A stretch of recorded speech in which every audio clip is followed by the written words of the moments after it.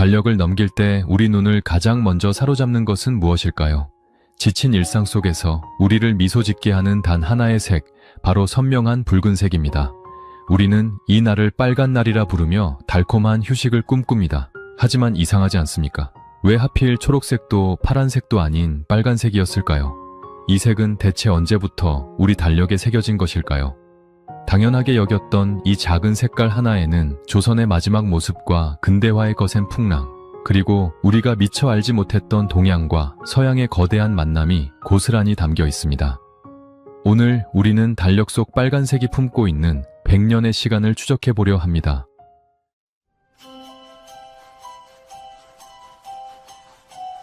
우리가 매일같이 마주하는 일상 속에는 너무나 당연해서 한 번도 의심해보지 않은 수많은 약속이 숨어 있습니다. 그 중에서도 가장 대표적인 것이 바로 달력 속의 색깔입니다. 여러분은 오늘 아침 달력을 보며 무엇을 확인하셨나요? 아마도 이번 달에는 며칠이나 쉴 수 있는지, 유독 눈에 띄는 선명한 붉은색 숫자가 어디에 배치되어 있는지를 가장 먼저 살피셨을 겁니다. 우리는 아주 어린 시절부터 이 날을 빨간 날이라고 불러왔습니다. 학교에 가기 싫은 아이도, 고된 업무에 지친 직장인도, 그리고 평생을 성실하게 살아오신 어르신들도 달력의 빨간색 앞에서는 누구나 똑같은 마음으로 휴식을 떠올립니다. 빨간 날이라는 말은 이제 단순한 단어를 넘어 우리 사회 전체가 공유하는 하나의 거대한 약속이자 문화로 자리 잡았습니다. 그런데 가만히 생각해보면 참 신기한 일입니다. 우리는 살면서 빨간 날이라는 표현을 수만 번도 더 사용하지만 정작 왜 하필 빨간색이어야 하는지에 대해서는 진지하게 고민해 본 적이 거의 없습니다. 학교에서도 가르쳐주지 않았고 교과서에도 나오지 않는 지식입니다. 누군가 강제로 주입한 교육도 아닌데 대한민국에 사는 사람이라면 누구나 붉은색 숫자를 보며 쉬는 날임을 직관적으로 깨닫습니다. 이것은 마치 숨을 쉬는 것처럼 자연스러운 본능이 되어버렸습니다. 하지만 이 빨간색의 규칙은 전 세계가 똑같이 사용하는 절대적인 기준이 아닙니다. 우리나라 사람들에게는 너무나 익숙한 풍경이지만 다른 나라의 달력을 살펴보면 우리가 가진 상식이 깨지는 경험을 하게 됩니다. 어떤 나라에서는 공휴일임에도 불구하고 평일과 똑같이 검은색으로 표시하기도 하고, 또 어떤 나라에서는 녹색이나 파란색을 사용하여 특별한 날을 구분하기도 합니다. 즉, 우리가 당연하게 여기는 빨간 날이라는 표현은 인류가 탄생할 때부터 정해진 법칙이 아니라 특정한 시대와 환경 속에서 만들어진 하나의 관습이라는 뜻입니다. 그렇다면 이 익숙한 관습은 대체 언제, 어디서부터 시작된 것일까요? 우리가 지금 사용하는 이 네모난 달력의 형태와 그 안에 담긴 붉은색 숫자의 기원을 찾으려면 역사의 시계바늘을 아주 멀리 되돌려야 합니다. 사실 조선시대만 하더라도 지금 우리가 보는 것과 같은 형태의 달력은 존재하지 않았습니다. 당시의 사람들은 해와 달의 움직임을 보고 계절의 변화를 읽었으며 국가에서 나누어주는 책력이라는 것을 통해 날짜를 확인했습니다. 그 시절의 달력에는 오늘날처럼 일요일마다 붉은색 숫자가 줄지어 서 있는 모습은 찾아볼 수 없었습니다. 빨간 날의 탄생은 우리 민족이 근대화라는 거대한 변화의 물결을 맞이하면서 시작되었습니다. 서양의 문물이 밀려들어오고 전 세계가 하나의 시간 체계로 묶이기 시작하면서 달력의 모양도 급격하게 변하기 시작한 것입니다. 종이에 글자를 인쇄하는 기술이 발달하고 모든 국민이 똑같은 날짜와 시간을 공유해야 하는 필요성이 커지면서 시각적으로 가장 강력한 힘을 가진 색깔이 선택되었습니다. 그것이 바로 빨간색이었습니다. 검은색 글자들 사이에서 붉은색은 마치 등대처럼 사람들의 시선을 사로잡습니다. 중요한 정보를 가장 빠르게 전달해야 하는 달력의 특성상 빨간색만큼 효율적인 색은 없었을 것입니다. 하지만 단순히 눈에 잘 띈다는 이유만으로 이 색이 선택된 것은 아닙니다. 빨간색은 동서양을 막론하고 아주 오랜 시간 동안 특별한 의미를 지니고 있었습니다. 누군가에게는 축제의 색이었고 누군가에게는 신성한 종교적 의미였으며 또 다른 이들에게는 애군을 막아주는 힘의 상징이기도 했습니다. 이처럼 빨간 날이라는 이름 뒤에는 우리가 미처 몰랐던 복잡한 역사의 조각들이 얽혀 있습니다. 우리가 아무런 의심 없이 받아들였던 이 작은 색깔 하나가 실은 우리 민족의 근현대사를 고스란히 관통하며 만들어진 결과물인 셈입니다. 우리가 달력을 보며 느끼는 설렘과 휴식의 가치가 이 붉은색 숫자 속에 어떻게 녹아들게 되었는지, 그 구체적인 출발점은 어디였는지를 추적하는 과정은 곧 우리 삶의 방식을 이해하는 과정이기도 합니다. 오늘날 우리는 디지털 시대에 살고 있습니다. 종이 달력 대신 스마트폰 화면으로 날짜를 확인하는 일이 더 많아졌지만 여전히 그 속에서도 공휴일은 선명한 빨간색으로 빛나고 있습니다. 기술은 변하고 세상은 바뀌었지만 빨간 날이라는 상징만큼은 흔들리지 않고 우리 곁을 지키고 있는 것입니다. 이것은 빨간 날이라는 표현이 단순한 시각적 구분을 넘어 우리 사회를 지탱하는 강력한 약속의 힘을 가지고 있음을 증명합니다. 이제 우리는 이 당연한 상식에 질문을 던져보려 합니다. 왜 우리는 그 많은 색깔 중에서 유독 빨간색에 열광하게 되었을까요? 이 붉은색의 기원을 찾아 떠나는 여행은 단순히 색깔의 유래를 밝히는 것을 넘어 우리나라가 어떻게 근대적인 국가로 변모해 왔는지, 그리고 그 과정에서 어떤 문화적 충돌과 수용이 있었는지를 보여주는 흥미로운 역사 탐험이 될 것입니다. 인류가 처음 날짜를 기록하기 시작했을 때 달력은 지금처럼 화려하거나 친절하지 않았습니다. 단순히 숫자를 나열하거나 달의 모양을 조잡하게 그려 넣는 수준에 불과했습니다. 종이가 몹시 귀하고 인쇄 기술이 부족했던 시절에는 먹물 하나로 모든 것을 기록해야 했기에 색깔을 나누어 쓴다는 것은 상상하기 힘든 사치였습니다. 하지만 세상이 복잡해지고 기록해야 할 정보가 늘어나면서 사람들은 깊은 고민에 빠지게 됩니다. 수많은 숫자와 글자가 빽빽하게 적힌 종이 위에서 어떻게 하면 가장 중요한 날을 한눈에 찾아내게 할 수 있을까 하는 실용적인 문제였습니다. 그 해결책으로 등장한 것이 바로 색의 대비를 이용한 시각화 전략입니다. 검은색 글씨로 가득한 종이 위에서 가장 강렬하게 대비되는 색을 찾는 과정이 시작되었습니다. 시각적으로 가장 먼저 눈에 들어오고 아주 멀리서도 식별이 가능한 색은 단연 빨간색이었습니다. 과학적으로도 빨간색은 우리 눈의 망막에 있는 시세포를 가장 강하게 자극하는 색 중 하나입니다. 빛의 파장이 길어 공기 중에서 잘 흩어지지 않기 때문에 멀리서도 뚜렷하게 보입니다. 오늘날 위험을 알리는 신호등이나 경고판이 빨간색인 이유도 바로 이 때문입니다. 고대와 중세의 달력 제작자들은 이 강렬한 색의 특성을 이용해 국가의 큰 축제일이나 종교적인 기념일을 특별하게 표시하기 시작했습니다. 과거에는 지금보다 문맹률이 훨씬 높았습니다. 복잡한 한자나 어려운 문장을 읽지 못하는 사람이 대다수였던 시대에 색깔은 글자보다 훨씬 강력한 소통 수단이었습니다. 글을 읽지 못해도 색깔만 보면 오늘이 평소와 다른 특별한 날임을 즉각적으로 알 수 있게 하는 것은 나라를 다스리는 통치자들에게 매우 중요한 과제였습니다. 일종의 시각적 언어였던 셈입니다. 글자를 모르는 어린아이나 고된 노동에 시달리던 백성들에게 빨간색으로 칠해진 날짜는 별도의 설명이 필요 없는 약속이었습니다. 오늘날 우리가 신호등의 빨간불을 보고 멈춰야 한다는 것을 본능적으로 아는 것과 같은 원리입니다. 빨간색이 가진 상징성도 결정적인 역할을 했습니다. 동양에서는 아주 오래전부터 붉은색을 행운과 경사의 상징으로 여겨왔습니다. 나쁜 기운을 쫓아내고 복을 불러온다는 믿음이 민간 신앙과 결합하여 깊게 뿌리내렸습니다. 아이가 태어났을 때 대문에 거는 금줄에 붉은 고추를 끼우거나 잔칫날 사용하는 물건들에 붉은색을 많이 사용한 이유도 여기에 있습니다. 즉, 빨간색은 단순히 눈에 잘 띄는 색을 넘어 축복받은 날이라는 의미를 담기에 가장 적합한 색이었습니다. 서양에서도 상황은 비슷했습니다. 기독교 문화권에서는 성인들을 기리는 날이나 예수의 탄생과 같은 중요한 축일을 붉은색 잉크로 기록하는 전통이 있었습니다. 영어권에서 아주 중요한 날을 가리켜 빨간 글자로 된 날이라고 부르는 표현이 생긴 것도 중세시대 수도사들이 달력을 만들 때 공휴일을 빨간색으로 정성스럽게 칠했던 방식에서 유래한 것입니다. 결국 색으로 날짜를 구분하는 것은 인류가 정보를 더 효율적으로 전달하기 위해 찾아낸 거대한 지혜였습니다. 단순히 예쁘게 보이기 위한 장식이 아니라 공동체 전체가 중요한 일정을 착오 없이 공유하기 위한 고도의 행정적 전략이었던 것입니다. 검은색은 일상과 노동을 상징했고 빨간색은 휴식과 축제, 그리고 신성함을 상징하며 달력 안에서 완벽한 조화를 이루게 되었습니다.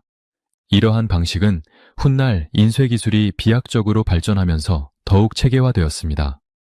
대량으로 달력을 찍어낼 수 있는 기계가 보급되자 빨간색 잉크를 사용하여 공휴일을 따로 표시하는 방식은 전 세계적인 표준으로 굳어지기 시작했습니다.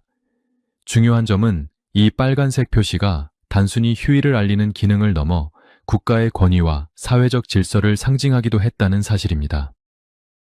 국가가 정한 특정한 날을 빨간색으로 명시함으로써 모든 국민이 국가가 정한 시간의 흐름에 따르도록 만드는 시각적 장치가 된 것입니다.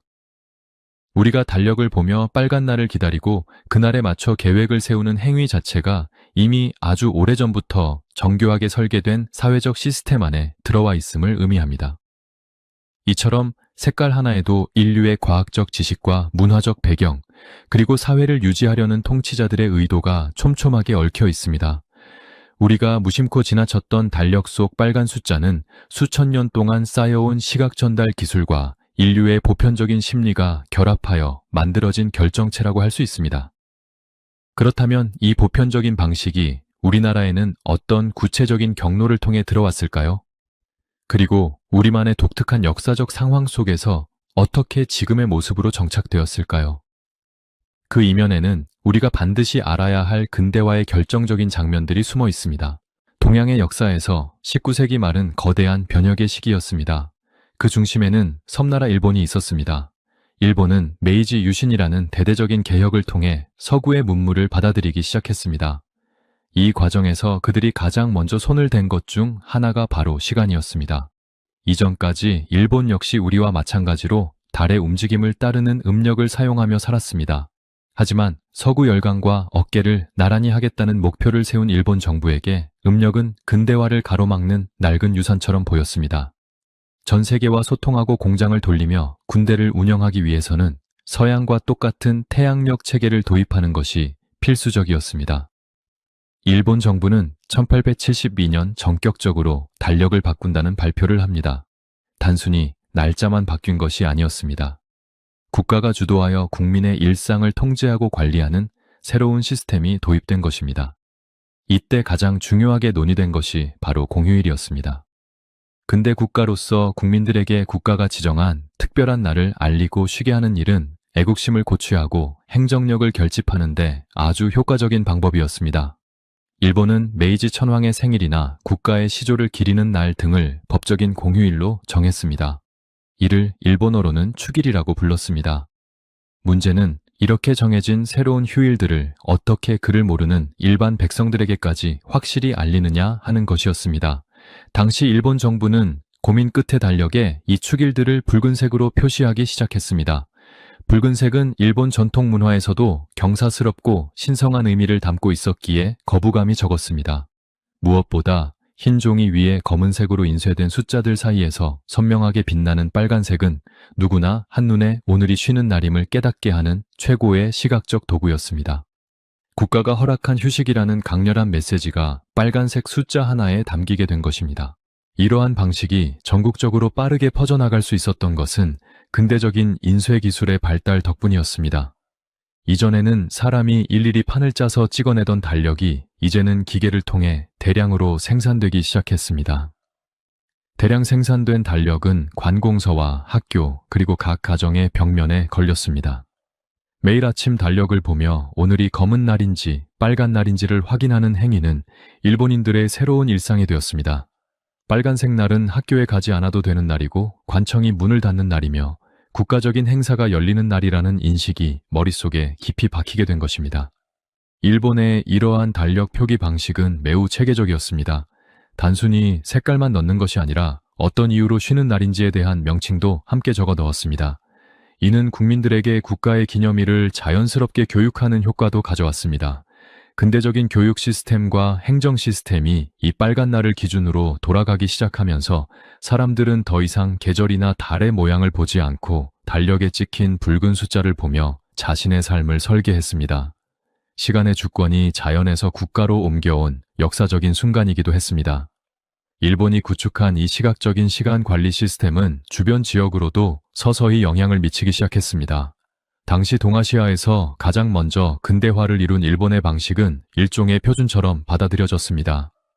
인쇄된 종이 달력이 상품으로서 팔려나가고 근대적인 관료 제도가 전파되는 과정에서 빨간색으로 휴일을 표시하는 관습은 자연스럽게 일본 밖으로 흘러나갔습니다. 이것은 단순한 취향의 문제가 아니라 근대적인 행정력을 상징하는 아주 효율적인 방식이었기 때문입니다. 우리가 오늘날 너무나 자연스럽게 부르는 빨간 날이라는 표현의 근본적인 형태는 바로 이 시기 일본의 근대화 과정에서 정립되었습니다.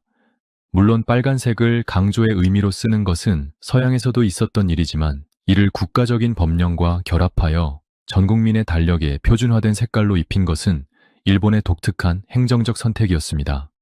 그리고 이러한 일본의 시스템은 머지않아 대한제국과 조선의 땅에도 거센 파도처럼 밀려오게 됩니다. 일본의 근대 달력은 단순히 날짜를 알려주는 도구가 아니었습니다.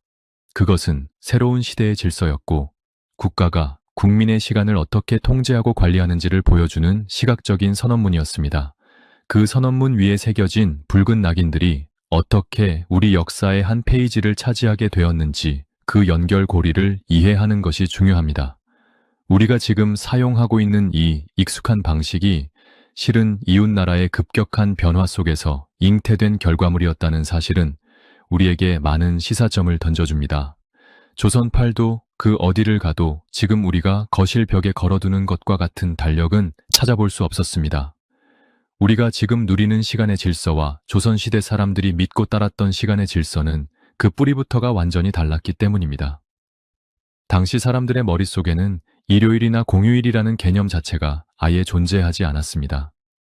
그들에게 시간은 단순히 숫자로 흐르는 것이 아니라 대자연의 거대한 순환 그 자체였습니다. 조선의 시간은 하늘에 떠있는 달의 모양을 따라 움직였습니다. 이것을 우리는 음력이라고 부릅니다. 달이 차고 기우는 모습에 따라 한 달의 길이를 정하고 그 흐름에 맞춰 농사를 짓고 제사를 지냈습니다. 지금처럼 일주일 단위로 생활하는 것이 아니라 보름달이 뜨는 날과 금음달이 뜨는 날을 기준으로 삶의 마디를 나누었습니다. 그렇기에 달력 속의 숫자를 빨간색으로 칠해 특별한 날을 구분할 필요가 없었습니다. 조선시대의 가장 중요한 날은 지금의 공휴일과는 성격이 매우 달랐습니다. 사람들은 날짜 그 자체보다 절기를 훨씬 더 소중하게 여겼습니다. 봄이 시작되는 입춘이나 개구리가 잠에서 깨는 경칩, 그리고 밤이 가장 긴 동지와 같은 24절기가 그들의 삶을 지배하는 이정표였습니다. 이 절기들은 단순히 쉬는 날이 아니었습니다. 언제 씨를 뿌려야 할지, 언제 추수를 해야 할지를 알려주는 생존의 신호였습니다. 따라서 당시의 달력에는 붉은색 숫자가 아니라 각 절기에 맞춰 해야 할 일들이 빽빽하게 적혀 있었습니다. 국가에서 공식적으로 발행하는 달력은 책력이라고 불렸습니다. 이 책력은 관상감이라는 국가기관에서 아주 정밀하게 계산하여 만들었습니다. 하늘의 별자리를 관측하고 해와 달의 움직임을 분석하여 1년의 길이를 정하는 것은 오직 왕만이 할 수 있는 신성한 권한이었습니다. 왕은 매년 연말이 되면 정성스럽게 만든 책력을 신하들에게 나누어 주었고 신하들은 이를 다시 고을의 백성들에게 전파했습니다. 이를 시언력이라고도 불렀는데 이는 왕이 백성들에게 시간을 나누어 준다는 자애로운 통치 철학이 담겨 있는 행위였습니다.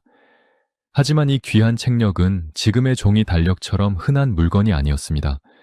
종이가 몹시 귀했던 시절이라 일반 백성들이 책력을 소유한다는 것은 꿈도 꾸기 어려운 일이었습니다. 대부분의 백성은 마을 어귀에 붙은 공고를 보거나 지식이 있는 선비들의 이야기를 듣고 날짜를 확인했습니다.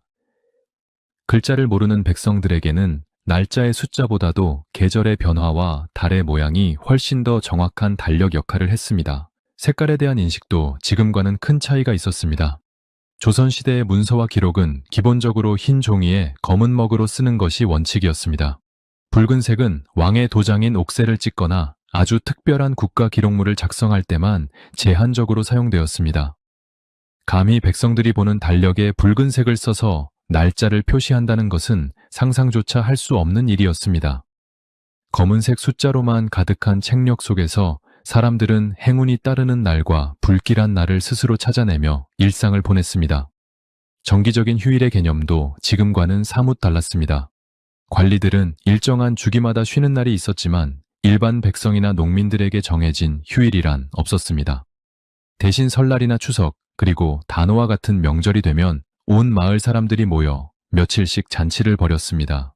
이것은 국가가 지정한 공휴일이라기보다 공동체 전체가 자연의 순물에 감사하며 즐기는 축제의 시간이었습니다. 평일과 휴일의 경계가 모호했던 시절이었기에 색으로 이를 구분할 시릭도 없었던 셈입니다. 결국 조선의 달력은 농경사회의 지혜와 유교적인 예법이 결합한 고도의 정보지였습니다. 숫자 중심이 아닌 의미 중심의 시간 체계였으며 시각적인 화려함보다는 내용의 정확성을 생명으로 여겼습니다. 우리가 지금 사용하는 칸이 나누어진 달력과 일요일마다 박혀있는 붉은색 숫자의 풍경은 조선시대 사람들에게는 마치 다른 나라 이야기처럼 낯선 것이었습니다. 이러한 조선의 전통적인 시간 체계는 개항을 맞이하고 근대적인 행정 시스템이 도입되면서 뿌리째 흔들리기 시작합니다. 서양식 태양력이 들어오고 기계적인 시간이 인간의 삶을 규정하기 시작하면서 우리가 아는 빨간 날의 역사가 싹을 틔우게 된 것입니다. 자연의 흐름을 따르던 검은색의 시간이 사라지고 국가가 통제하는 빨간색의 시간이 우리 삶 속으로 들어오는 거대한 전환점이 마련되었습니다. 대한제국 말기부터 시작된 변화의 바람은 일제강점기에 접어들며 우리 민족의 삶을 뿌리째 뒤흔드는 거대한 폭풍이 되었습니다. 일본은 조선을 식민지로 삼은 뒤 가장 먼저 우리 민족의 머릿속에 박힌 시간의 개념부터 지워나가기 시작했습니다. 그들이 사용하던 양력 달력과 낯선 시간 체계가 조선 땅 구석구석으로 강제로 이식된 시점이 바로 이때입니다. 모든 행정 업무와 법적 절차 그리고 군사 운영은 일본의 기준에 맞춰 재편되었고 그 모든 변화의 중심에는 태양력을 기반으로 한 새로운 달력이 있었습니다. 조선인들에게 수천 년 동안 익숙했던 절기와 달의 변화 대신 일본에서 건너온 생소한 기념일들이 달력의 빈칸을 채우기 시작했습니다. 일본 천황의 생일인 천장절이나 일본의 건국 신화를 기리는 기원절 그리고 메이지 천황을 추모하는 명절들이 새로운 공휴일로 지정되었습니다. 이 날들은 달력 위에서 어김없이 선명하고 강렬한 붉은색으로 인쇄되었습니다. 관공서와 학교 그리고 일본 자본이 세운 거대한 공장들은 이 빨간색 날짜에 맞춰 일제히 문을 닫고 휴식을 가졌습니다. 조선의 백성들에게 이 빨간 날은 처음에는 도저히 이해할 수 없는 낯선 풍경이었고 침략자의 시간을 강요받는 굴욕의 상징이기도 했습니다. 하지만 근대적인 인쇄 기술의 비약적인 발전은 이러한 시각적 변화를 막을 수 없는 흐름으로 만들었습니다. 이전의 달력이 임금이 내려주는 귀한 종이에 정성껏 기록된 국가의 기밀 문서와 같았다면 일제강점기의 달력은 기계로 대량 찍어내어 어디서나 구할 수 있는 흔한 상품이 되었습니다. 경성에 자리 잡은 대형 인쇄소들과 일본계 기업들이 자신들의 이름을 알리기 위해 홍보용 달력을 만들어 전국으로 배포하기 시작했습니다. 얇은 종이 위에 선명하게 박힌 붉은색 숫자가 조선의 평범한 시골 마을 가정집 벽면까지 차지하는 데에는 오랜 시간이 걸리지 않았습니다. 글을 배우지 못해 숫자의 의미를 모르는 사람들도 벽에 걸린 종이 위에 빨간색을 보며 오늘이 나라에서 정한 특별한 날이자 일을 쉬는 날임을 직관적으로 이해하게 되었습니다.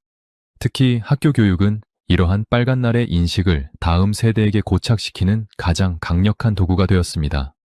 소학교에 입학한 아이들은 일주일이라는 낯선 시간 단위를 배우기 시작했고 일요일과 공휴일에는 학교에 가지 않아도 된다는 사실을 달력의 붉은 숫자를 통해 매일 확인했습니다. 일요일마다 돌아오는 붉은색 글자는 어린 세대에게 지극히 당연하고 자연스러운 생활의 규칙으로 자리 잡았습니다.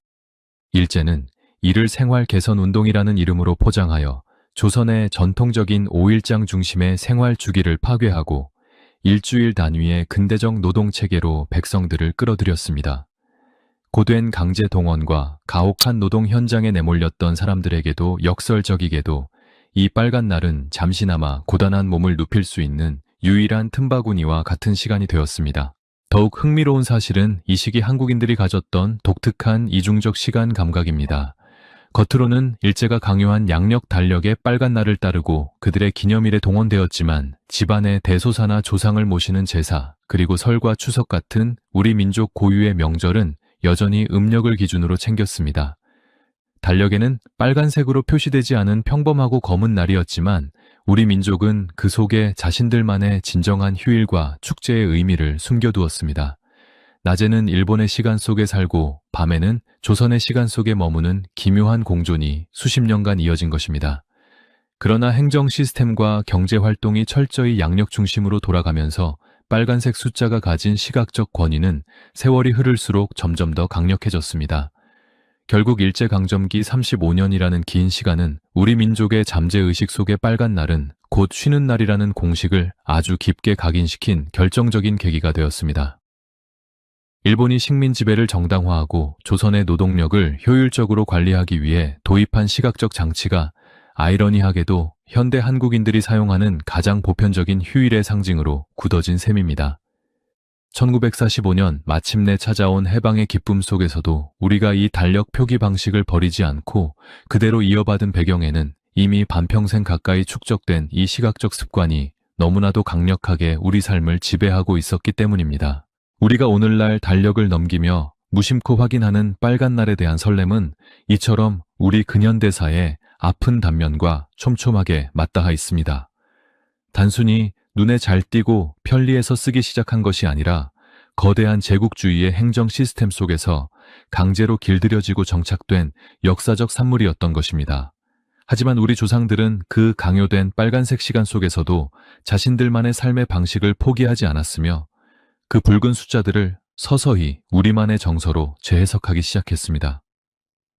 외세에 의해 심어진 차가운 행정의 색이었지만 그것을 일상의 풍경으로 가꾸고 그 속에 새로운 의미를 담아낸 것은 결국 그 혹독한 시대를 견디며 살아낸 우리 민족의 끈질긴 생명력이었습니다. 일제강점기 달력의 변화는 단순히 종이 위에 칠해진 색깔이 바뀐 사건이 아닙니다. 그것은 한국인의 시간의식이 근대화라는 거대한 소용돌이 속에서 어떻게 깨어지고 다시 만들어졌는지를 보여주는 생생한 역사의 증거입니다. 강요된 휴일과 억압된 일상이 복잡하게 얽혀있던 그 시절 달력 속의 붉은 숫자들은 우리 역사의 아픈 흔적이자 동시에 우리가 세계로 나아가는 과정에서 겪어야 했던 피할 수 없는 변화의 통로이기도 했습니다. 이러한 과정을 거치며 굳어진 빨간 날의 관습은 해방이라는 위대한 전환점을 맞이하면서 비로소 우리 민족의 진정한 자부심을 담은 새로운 시간으로 거듭나게 됩니다. 1945년 8월 15일 그토록 염원하던 광복의 그날이 왔습니다. 거리마다 태극기가 물결치고 사람들은 목이 터져라 만세를 불렀습니다. 일제의 억압 아래 신음하던 한반도는 새로운 국가를 건설하기 위한 거대한 변화의 소용돌이 속으로 들어갔습니다. 당시 우리 민족에게는 일제가 남긴 낡은 유산을 청산하고 우리만의 새로운 질서를 세우는 것이 무엇보다 시급한 과제였습니다. 도로의 이름부터 행정구역의 명칭, 그리고 일상 속의 사소한 습관까지 일본의 색채를 지우기 위한 노력이 전국적으로 일어났습니다. 그런데 참으로 흥미로운 사실이 하나 있습니다. 그토록 철저하게 일제 잔재를 밀어내던 그 시기에도 우리가 매일 보는 달력 속의 빨간색 숫자는 조금도 변하지 않고 그 자리를 지켰다는 점입니다. 해방 이후 들어선 미 군정과 대한민국 정부는 국가의 기틀을 잡기 위해 수많은 법령을 정비했지만 달력의 공휴일을 붉은색으로 표시하는 관습만큼은 문제 삼지 않았습니다. 오히려 이 방식은 해방 이후에도 더욱 견고하게 우리 사회의 표준으로 뿌리내리게 됩니다. 대체 왜 우리 조상들은 이 붉은색 표시를 바꾸지 않고 그대로 유지했던 것일까요? 가장 먼저 생각할 수 있는 이유는 행정적 효율성과 사회적 혼란 방지입니다. 새로운 국가가 탄생했을 때 가장 중요한 것은 국민의 일상을 빠르게 안정시키는 일이었습니다. 당시 사람들은 이미 수십 년 동안 달력의 붉은색 숫자를 보며 쉴 날을 계획하고 업무를 조절하는 생활에 완전히 익숙해져 있었습니다. 만약 해방이 되었다는 이유만으로 갑자기 공휴일의 색깔을 파란색이나 녹색으로 바꿨다면 전국적으로 엄청난 혼란이 발생했을 것입니다.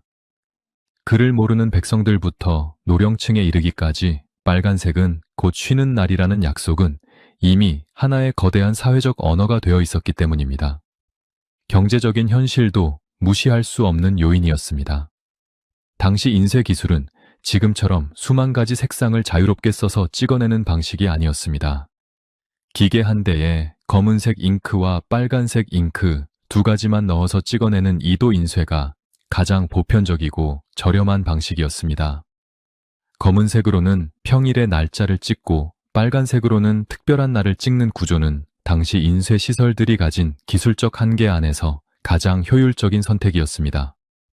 전쟁의 상흔을 딛고 나라를 다시 세워야 했던 가난한 시절에 달력의 색깔을 바꾸기 위해 새로운 인쇄 장비를 들여오거나 복잡한 공정을 추가하는 것은 사치에 가까운 일이었습니다.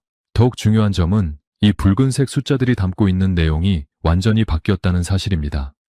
일제의 천황 생일이나 침략의 역사를 기념하던 붉은 숫자들이 사라진 자리에 우리 민족의 자부심을 상징하는 새로운 날들이 채워지기 시작했습니다. 3월 1일 독립만신동을 기리는 날과 8월 15일 광복의 기쁨을 나누는 날, 그리고 우리만의 글자인 한글을 기리는 날들이 선명한 붉은색으로 달력에 새겨졌습니다. 색깔은 그대로였지만 그 속에 담긴 정신과 의미는 180도 바뀐 셈입니다. 우리 조상들에게 이 빨간색은 더 이상 일제의 강요가 아니라 대한민국이라는 당당한 주권 국가가 국민에게 선사하는 신성한 휴식과 기념의 상징이 되었습니다. 또한 이 무렵에는 빨간색으로 공휴일을 표시하는 방식이 국제적으로도 점차 확산되고 있었습니다.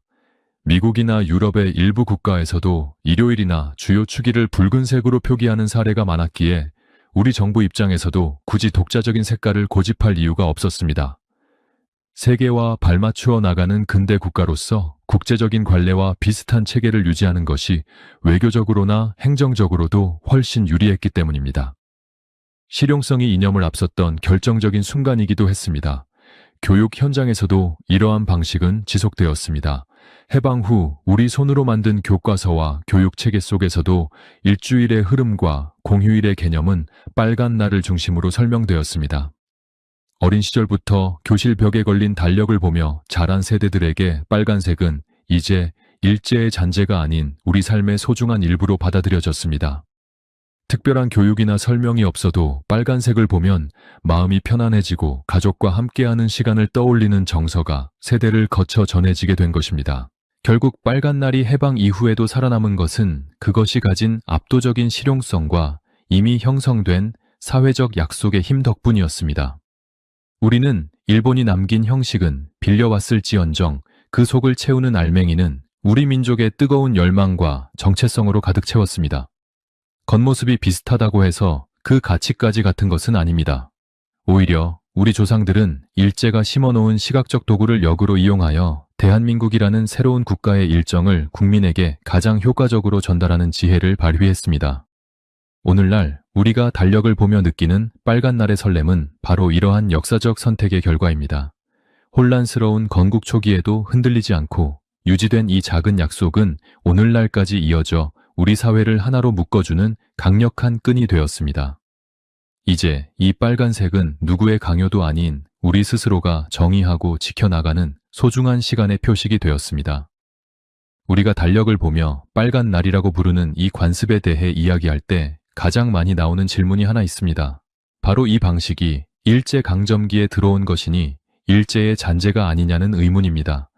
우리 민족에게 일제강점기는 잊을 수 없는 아픔의 역사이고 그 시기에 강제로 도입된 수많은 제도가 우리 고유의 문화를 파괴했던 것이 사실이기 때문입니다.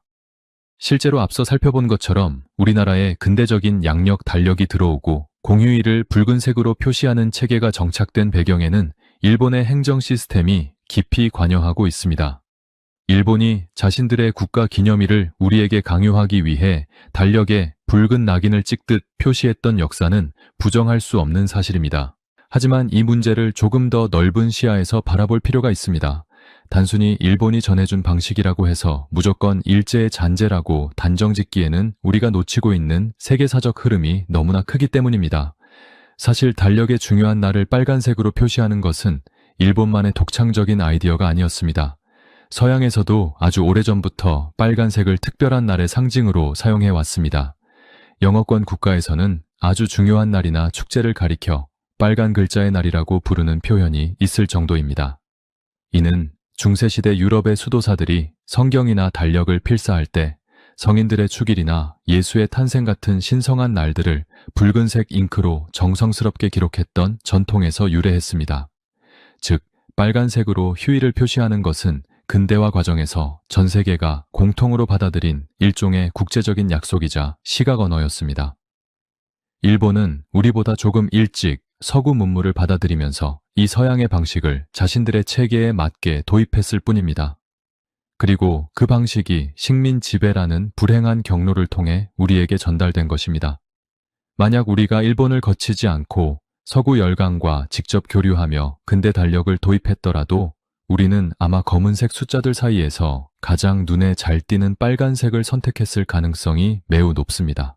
그것이 정보를 전달하는 데 가장 효율적이고 과학적인 방법이었기 때문입니다. 우리가 일제잔재라고 부르는 것들은 보통 우리 민족의 정신을 훼손하거나 실용성 없이 강제로 주입된 것들을 의미합니다. 하지만 달력의 빨간색 표시는 해방 이후에도 우리가 자발적으로 유지해온 실용적인 도구입니다. 전 세계 어디를 가도 일요일이나 공휴일을 특별한 색으로 구분하는 것은 보편적인 현상이며 그 중에서도 빨간색은 가장 널리 쓰이는 표준과도 같습니다. 이를 무작정 잔재라고 부르며 배척하기보다는 근대화라는 거대한 파도 속에서 우리가 받아들인 하나의 글로벌 시스템으로 이해하는 것이 더 합리적입니다. 중요한 것은 겉으로 보이는 색깔이 아니라 그 속에 담긴 내용입니다. 우리는 해방 이후 일제가 심어놓은 침략의 기념일들을 모두 걷어내고 그 자리에 우리 민족의 위대한 발자취를 채워내었습니다. 3.1절과 광복절, 그리고 개천절과 같은 날들이 빨간색으로 빛나는 것은 그 색깔이 일본의 것이어서가 아닙니다. 우리 민족이 되찾은 소중한 시간과 주권을 국민에게 가장 효과적으로 알리기 위해 우리가 선택한 방식인 것입니다. 같은 빨간색이라도 그 속에 담긴 정신이 무엇이냐에 따라 그 가치는 완전히 달라집니다. 일제강점기라는 아픈 역사를 통해 유입된 통로 자체는 기록되어야 할 사실이지만 그 형식을 우리만의 것으로 승화시킨 것은 우리 조상들의 지혜였습니다. 우리는 일제가 남긴 행정의 틀을 무너뜨리는데 그치지 않고 그 틀을 이용해 대한민국이라는 새로운 국가의 질서를 빠르게 세워나갔습니다.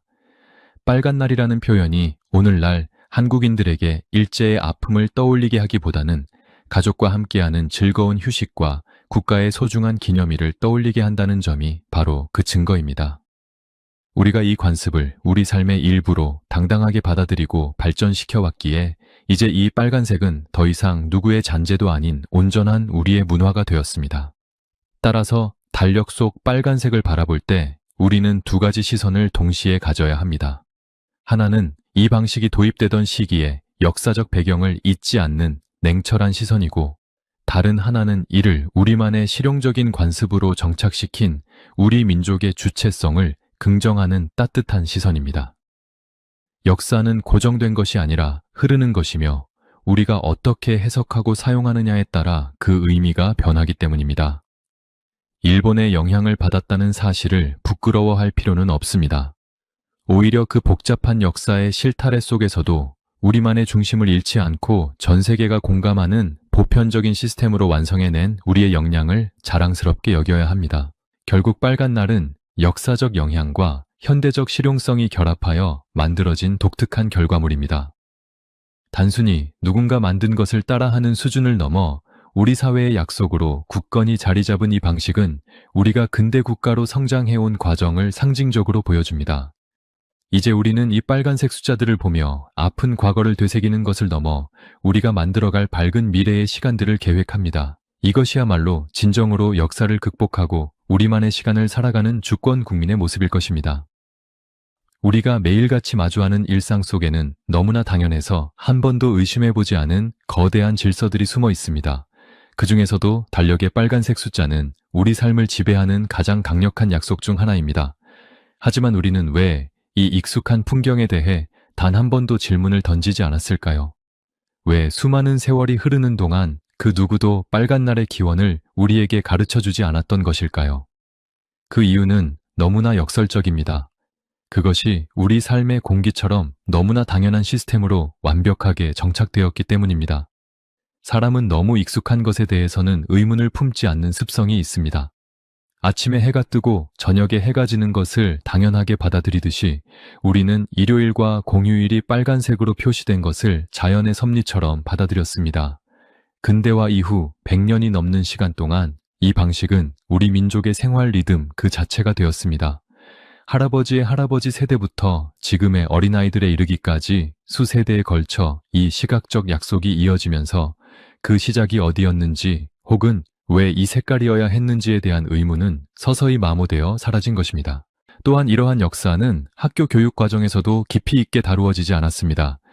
교과서는 주로 굵직한 사건이나 위인들의 업적을 중심으로 역사를 서술합니다. 달력의 색깔과 같은 생활사적인 부분이나 일상의 시스템이 어떻게 변화해 왔는지는 상대적으로 사소한 문제로 치부되기 일쑤였습니다. 하지만 진짜 역사는 사실 우리 눈에 보이는 사소한 풍경 속에 숨어 있습니다. 우리가 무심코 사용하는 단어 하나, 색깔 하나가 실은 거대한 문명의 충돌과 수용의 산물임에도 불구하고 우리는 결과물로서의 기능에만 집중하며 살아왔습니다. 빨간 날이라는 관습이 일제강점기라는 아픈 시기를 거쳐 정착되었다는 사실이 주는 심리적 거부감도 우리가 이 이유를 깊이 파헤치지 않았던 무의식적인 요인 중 하나일 수 있습니다. 해방 이후 우리 사회는 일제의 흔적을 지우기 위해 부단히 노력했습니다. 하지만 달력의 표기 방식처럼 너무나 실용적이고 이미 생활 깊숙이 들어와 버린 것들은 굳이 그 뿌리를 캐내어 논란을 만들기보다는 그저 편리한 도구로서 수용하는 길을 택했습니다. 시간이 흐르면서 일본의 영향이라는 배경은 점차 희미해졌고 이제는 그저 전 세계적인 관습이자 한국인의 보편적인 생활 양식으로만 남게 된 것입니다. 현대 사회에서 빨간 날은 이제 역사적 배경보다는 기능적 의미가 훨씬 커졌습니다. 사람들에게 빨간 날은 역사의 산물이 아니라 휴식의 기회이자 가족과 함께하는 소중한 시간입니다. 경제가 발전하고 삶의 질이 중요해지면서 사람들의 관심은 이 제도가 어디서 왔느냐가 아니라 얼마나 더 쉴 수 있고 그 시간을 어떻게 보람차게 보낼 것인가에 집중되었습니다. 목적이 수단을 압도하면서 그 수단이 만들어진 과정에 대한 호기심은 자연스럽게 뒤로 밀려난 셈입니다. 그러나 우리가 이 배경을 알아야 하는 이유는 분명합니다. 우리가 지금 누리는 이 작은 휴식의 조각조각들이 실은 조선의 멸망과 근대화의 혼란, 그리고 전쟁과 재건이라는 험난한 현대사를 모두 견뎌내고 우리에게 전달된 귀한 유산이기 때문입니다. 달력 속의 붉은 숫자 하나를 이해하는 것은 단순히 지식을 채우는 일이 아닙니다.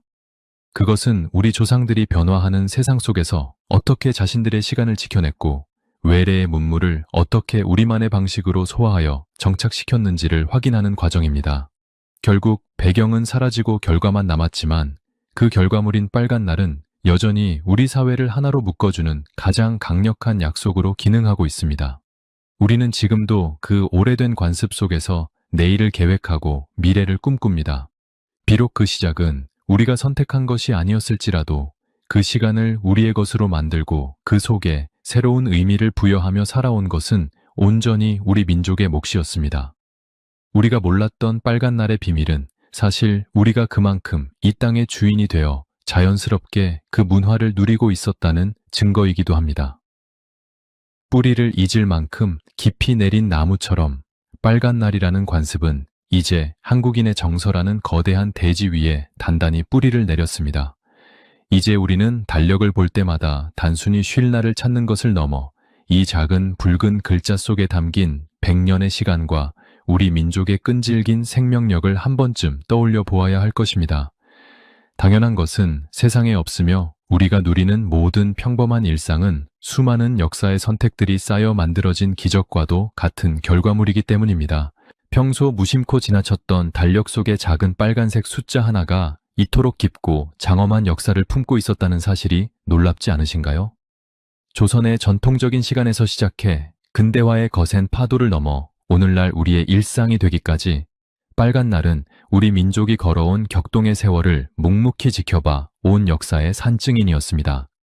비록 그 시작은 낯설고 아픈 기억과 연결되어 있었을지라도 그 시간을 우리만의 소중한 휴식과 자부심으로 바꾸어낸 것은 바로 이 땅을 살아온 우리 평범한 사람들의 힘이었습니다. 오늘 여러분의 달력에는 어떤 빨간 날이 기다리고 있나요? 그 숫자를 마주할 때마다 우리가 함께 나누었던 이 뜨거운 역사의 숨결을 잠시나마 기억해 주셨으면 좋겠습니다.